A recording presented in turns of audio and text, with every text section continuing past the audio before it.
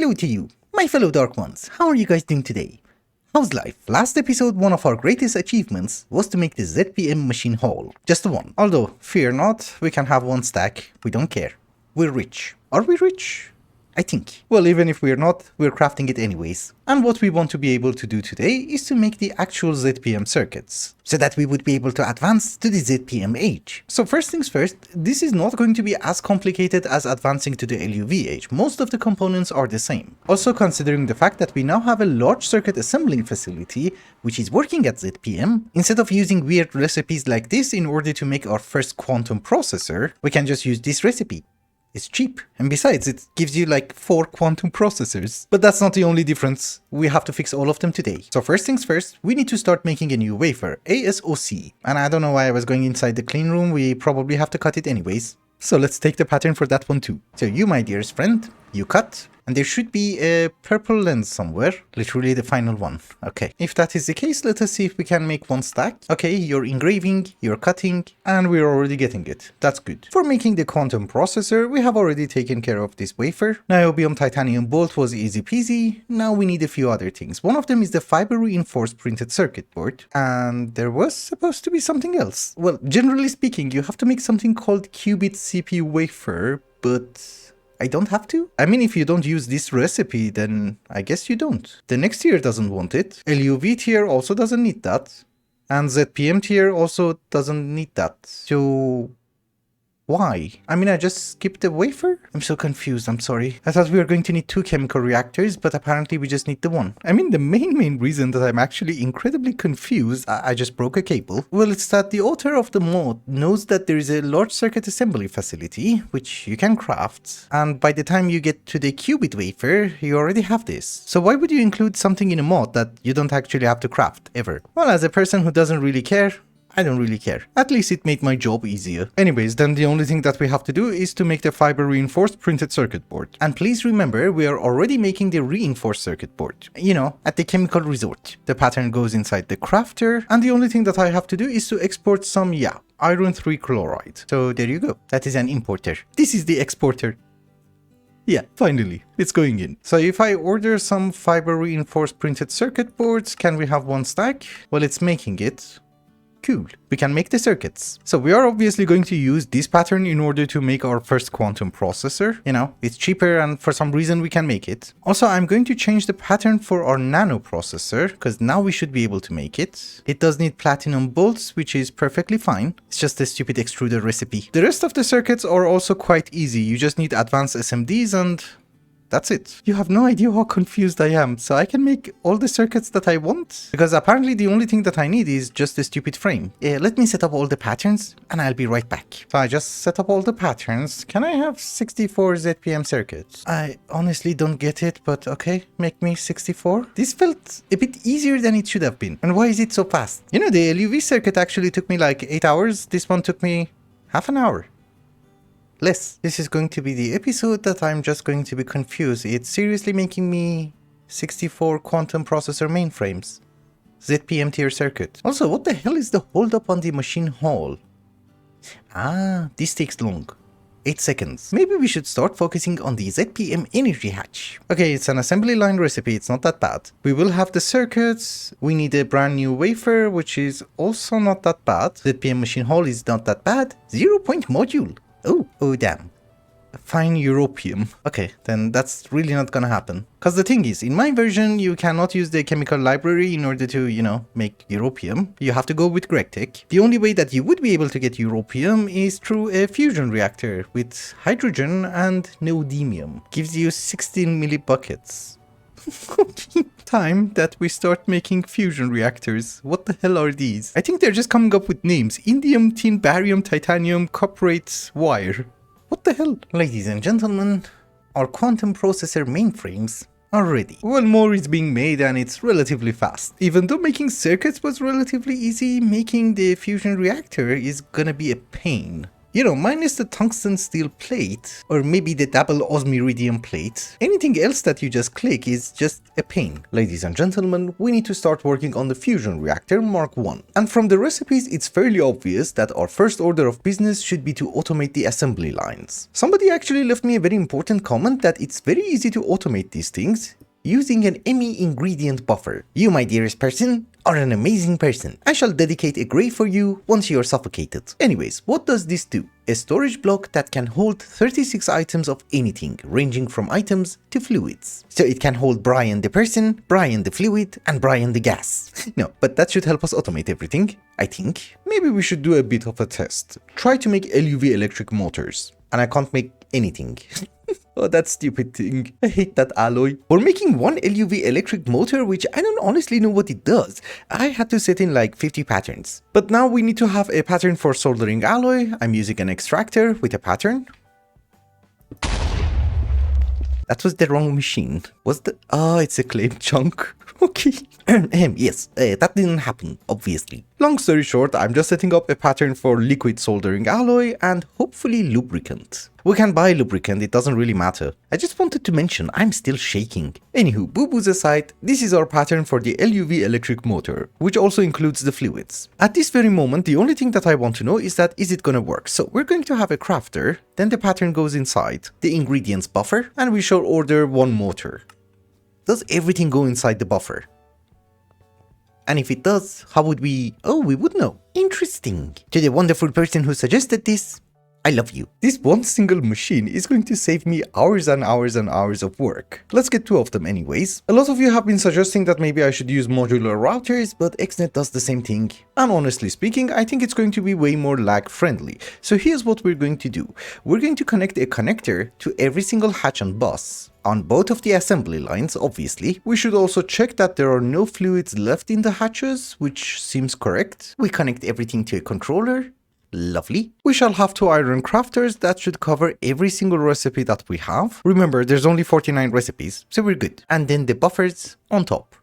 That's it. Well, that's not it. I have to set in filters. So let us order one motor. Everything comes to this buffer. For simplicity's sake, we're just going to disable the other assembly line. We shall have a channel for fluids. And well, we can't really go on round robin, so we have to set filters for almost everything. One bucket shall be soldering alloy, for example, and the second one for lubricant. So if we extract from the buffer, they should go in, right? Yeah, soldering alloy, lubricant. We have to have a filter for every single hatch, otherwise it's going to be messed up. There is another channel for items. If we extract, you should start working, right? We have to export stacks. Otherwise this can take ages. It started! Yes, this is going to be our first stupid motor. Okay, then this system is going to work, we just have to tweak it a bit. Do you want to know something weird which I just realized? You can't use any other buses than ultra low voltage. This structure is not forming. Okay, this is apparently a weird requirement. I wanted to set up some patterns for the different LUV electric pump, conveyor module, piston, etc. And then I ran into a bit of a problem. First off, nothing is super easy because these are all brand new metals that we are using and I need patterns for every single part. However, the electric motor was relatively easy, we already made it, but when you come to the electric pump, you might notice a problem. You need silicon rubber. I don't really know why you would need silicon rubber. I think this is a weird recipe thing, cause this is the only use that we have for silicon rubber. And there are no other recipes. So obviously we are going to do this in a very inefficient manner. So we need this polymetal silicon. Let's order 64 of that. There you go. We get diluted hydrochloric acid as well as hydrochloric acid. At this point, I don't really care. We void it. Now, in order to make silicon rubber, we just have to mix it with sulfur and we get silicon rubber. Okay, that's good. We don't really need that in large quantities, so I'm just using single block chemical reactors. It should be fine. I did have a lot of silicon rubber. We also have 92 buckets of it as well. But let's order like a few buckets and see if everything works. Yeah, it does. It's fast. Okay, it's been maybe 45 minutes later and I was just setting up patterns. You see, the thing is, before I would be able to set up a pattern for the assembling line, I need to have all the parts on auto crafting. I need to set filters for the items that go inside the ingredients buffer and well, I need the ingredients in. So let's have an LUV pump. You're not supposed to have lubricant? That was the wrong lubricant. Oh, come on. It's really hard to catch it. Yes. Anyways, put the garbage in. one day, it's crafting things. Yeah, oh, and by the way, I received a comment that items don't have to be in order. It wasn't very complicated, you just have to make sure that 2 items do not go into the same hatch. That's it. I have also set up a pattern for the LUV energy hatch, and let us see if we can have, I don't know, like 20 of them. I also upgraded the energy hatches on the assembling line, so now they work at ZPM. It's a bit faster. Yeah, it's working. It's every 10 seconds. Good. I don't know if the system is gonna clog up or not. Is the thing. No, it seems to be fine, other than the fact that the extraction rate is a bit garbage for fluids. It's now every 20 ticks, we can reduce it to, I think, okay, 10 then.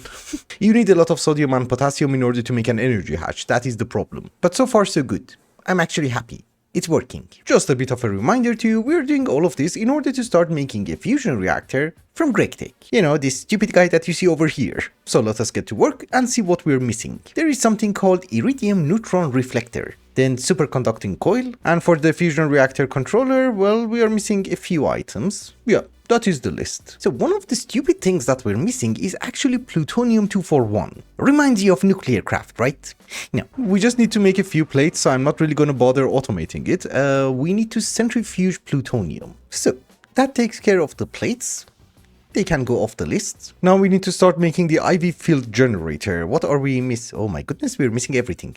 You know, I have to put in so many plates. Let's just do plates for a while. Is there anything else? Yeah, everybody needs a stupid plate. Yeah, I think we're done with every single plate, but in order to make the IV field generator, we're going to need samarium iron arsenic oxide, which is made with oxygen and circuit number 4. There was also another recent recipe, which I don't really remember for what it was, and that also required oxygen inside the mixer. So down here, I do have an input hatch with oxygen. Yeah, the other one was indium, tin, barium, titanium, whatever. And I guess you're cooked with argon? You're cooked with helium. Oh, we have helium. Nice. Anywho, 10 patterns just for a field generator. You know, just for testing purposes, I already made an LUV field generator. We never had a pattern for IV. It's okay. Let's see if we can craft it at least. Seems to be fine, yeah. The next item on the list is going to be UHPIC wafer. Don't I have this? Oh, liquid naquada. Chemical reactor clean room. We already have a few chemical reactors in the clean room, and I think we should be able to use that one. Well, obviously the pattern goes here, and I guess we just need to have an input hatch with some sort of an exporter, you know, for the naquada. I just set up the patterns. You should get your naquada, and can you make me the stupid wafer, please? If this blinks, I'm happy. It's blinking. Very good. It takes 15 seconds, there's no blink. That does take care of the chip. Now we come to the coil, which looks very weird. So obviously we do have assemblers which do work at ZPM, so we should be able to use this recipe, but I think we go with this one. This one is LUV. I'm not really sure what's the difference, but it does require liquid trinium. My assemblers in the reactor area are set up in a way that they already have the fluid, so I don't really want to mess it up. For this purpose, I have already put the Elite assembler from the LUV age on auto crafting. Let's see if we can have 3 of them. Oh my goodness, they're expensive. If it doesn't mess this thing up, that means I have done the filtering correctly. I was too nervous, I had to come and check, but yeah, everything seems to be fine. I shouldn't have ordered every single thing at the same time. It's never a good idea. Of all the items that I had to craft so far, this was the most stressful one, because if I would have messed up the filters, this would have been very garbage. But in any case, that is done. We're going to use 1 amp energy converters because I'm lazy. This is LUV, your LUV, so you should be fine. I could have brought a multi-block assembler inside the clean room, but no. This is easier. Because I'm not exactly sure, but I'm assuming very soon we would be able to make the cleaning maintenance hatch. Then we don't have to put anything inside the clean room, we just add the hatch. Anywho, here is a pattern for the superconducting coil, another pattern for the iridium neutron reflector, and obviously the main reason that I put them inside the clean room is this recipe over here. The fusion machine casing does require an LUV assembler in a clean room. So there you go. I don't know, we have 3 assemblers, we just put 1 in each and import everything back into the system. So just out of curiosity, can you make me, I don't know, 1 fusion machine casing? What? I don't have the plate. What? I was sure that I made the patterns and well, I did. It's just that instead of putting them inside the crafter, I put it in the bus. So yeah, and I think I also did that on camera, so you might have also noticed. So can I have a stupid fusion machine casing? Dude, here is the pattern. Again, can you give me a stupid casing? Thank you. Seems to be making it. Okay, after a bit of crafting, yeah, we do have the fusion machine casing. The issue is that in order to make an actual fusion reactor, we need 77 more and 16 energy hatches. Well, let's order 77 more fusion casings first. We should be able to craft it. Good. It's gonna take ages. I have already ordered the coil. We should have all the input hatches and output hatches. Do they have to be LUV? No, they can be anything. We have them. The only thing remaining is the actual controller. It does require a few other things, so maybe I should automate this too? Don't really know how many of them we need, is the thing. I think since the crafting jobs are getting a bit complicated, we might as well use another XNet controller. So first things first, let us make a stupid pattern. You had everything, right? Yeah. Oh, you don't know how to make niobium titanium. Jerk. Well, that is fine. We have a very garbage extractor. And I think I need to start making the multi-block one, because what we're looking for in a fusion reactor is the stupid Europium. And that is a combination of hydrogen as well as neodymium, which has to be in liquid form, so we have to melt it down. Anyways, let's order the controller, and I go set up some filters. This is the wrong waypoint. They don't accept names is the problem. It's actually going to take a while until we get items inside the buffer. Oh my goodness, yeah. Yeah, seriously, there's no way around this. We needed to have an extractor, which is a multi-block, because everything else is going to be incredibly slow. Let us have an importer on a tank. We change you to fluids and whitelist. No, blacklist. Yeah, so now if I put some of the trinium inside, you should start working, right? Oh my goodness, you're fast. One tick. Holy, okay, then I think we're good. It works every 2 ticks. This one takes 4 seconds. Well, I can't really complain, but do you also accept a parallel control hatch? You do. You're amazing. Oh my goodness, you're fast. I love you. I just wanted to let you know that we have reached a stage in the game that I have no idea what the hell is happening. I don't really know if there's a backlog, something is stuck or not, but yeah, it seems that we're crafting things. Other than that, I absolutely have no idea what's happening. Another thing is that I think we're going to run out of rhodium very soon. Maybe not. We have 1,000. I'll worry about it later on. We do have a decent number of blast furnaces, and the only problem that I have is that everything that I want to craft requires argon. So we have a new one. At least the speed is going to be double. It's fine, I was meant to have one over here anyways, and I was just being lazy. I was working a bit around this area and I noticed something of interest. Did you know that it tells you when have you ordered something from the refined storage system? It's been 42 minutes. I think that's what it's showing. I'm not exactly sure. That seems to be 1 second.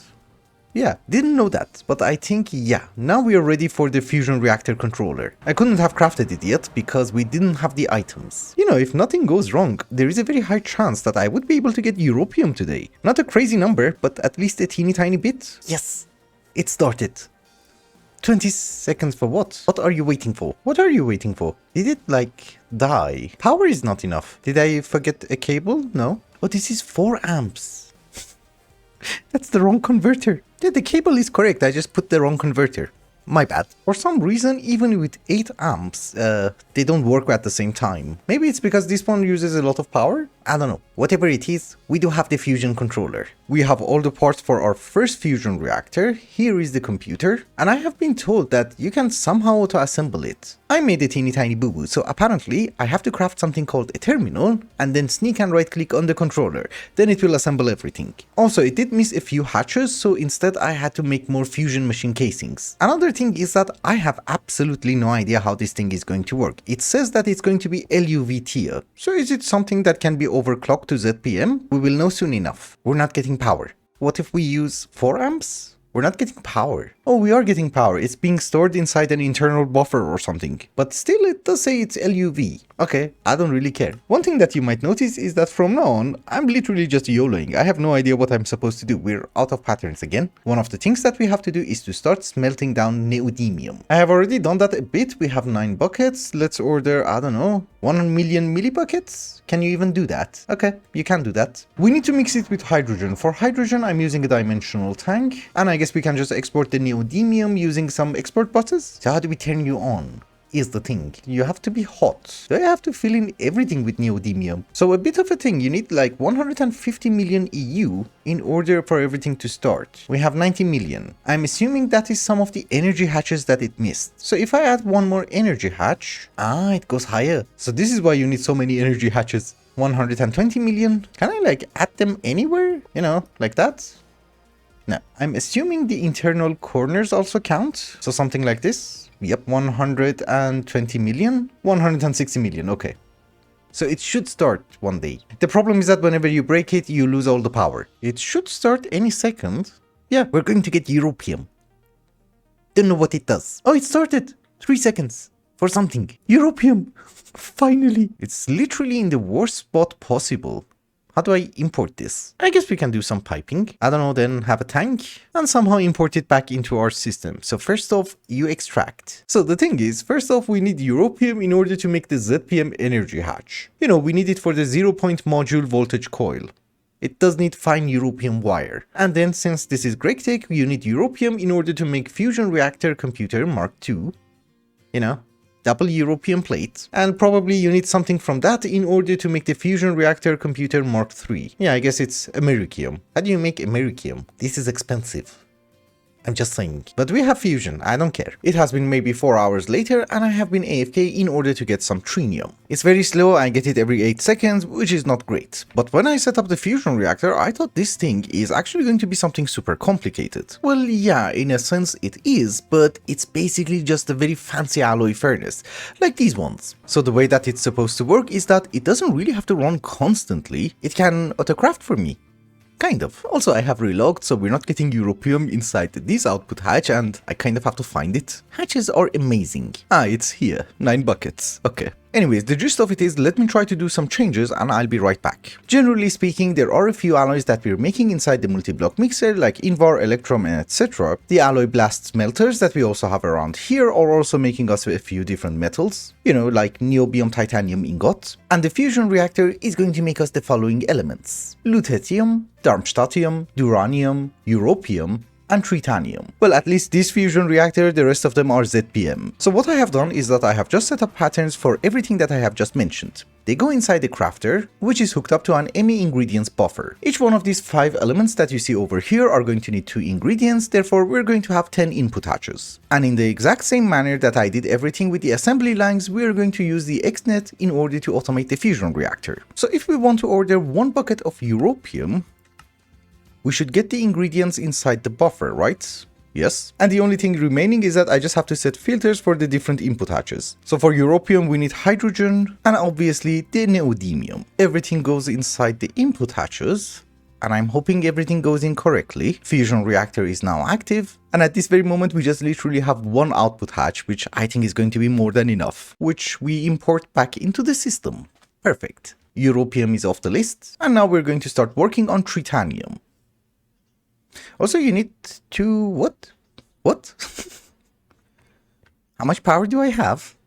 I'm really not exactly sure, because I covered almost all the energy hatches. Oh, so maybe some of them are going to require a Mark II or some ZPM energy hatches or something? Okay, a bit of time later and I have just realized everything I just told you is correct. It's just, it doesn't really apply to the same fusion reactor that we have. If you look at the tooltips, it will tell you that a fusion reactor Mark I has a maximum energy storage of 160 million EU. For something like tritanium, we're going to need 200 million. What it means is that for these elements, we're going to need a fusion reactor Mark II, which is perfectly fine because we already have europium on auto-crafting and it's being made at, well, maximum speed, I guess. But you might notice that in between the cutscenes, we have 1 ZPM energy hatch. I did set in the pattern and, well, now we can auto-craft it. We couldn't because it needed europium, and it's being made inside this assembly line. It's actually kind of fast.